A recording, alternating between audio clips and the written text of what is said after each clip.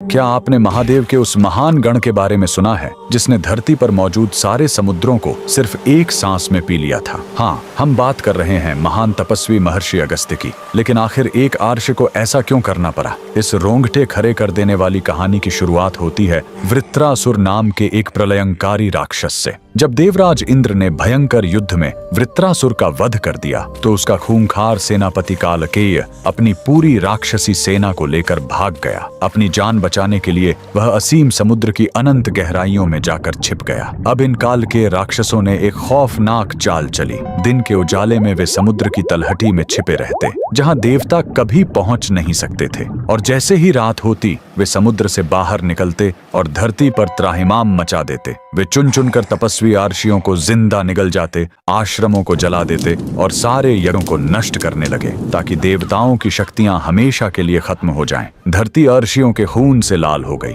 तब देवराज इंद्र और सभी देवता बेबस होकर भगवान विष्णु के पास पहुंचे। श्री हरि ने एक ही उपाय बताया। देवताओं, कालकेयों का वध तभी संभव है जब समुद्र सूख जाए, और इस पूरे ब्रह्मांड में केवल महादेव के अंश और उनके परम भक्त महर्षि अगस्त्य ही यह चमत्कार कर सकते हैं। देवताओं की पुकार सुनकर महर्षि अगस्त्य विशाल समुद्र के तट पर पहुंचे। महर्षि ने महादेव का ध्यान किया और अपनी हथेली आगे बढ़ाई, और फिर ब्रह्मांड का सबसे अकल्पनीय चमत्कार हुआ। हजारों योजन में फैला वह गरजता हुआ असीम महासागर महर्षि के प्रचंड तपोबल के आगे विवश हो गया। देखते ही देखते वो पूरा का पूरा समंदर एक छोटी सी बूंद में सिमटकर उनकी हथेली में आ गया, और पलक झपकते ही महर्षि उसे एक ही सांस में पी गए। देखते ही देखते लहरें मारता हुआ वह असीम महासागर एक सूखे और भयानक रेगिस्तान में बदल गया। पानी के बिना कालकेय राक्षस नंगे मैदान में तड़पने लगे। मौका मिलते ही देवराज इंद्र और अन्य देवताओं ने मिलकर उस पूरी राक्षसी सेना का संहार कर दिया। लेकिन इस घटना के बाद धरती पर भयंकर अकाल पड़ गया। सारे समुद्र सूख चुके थे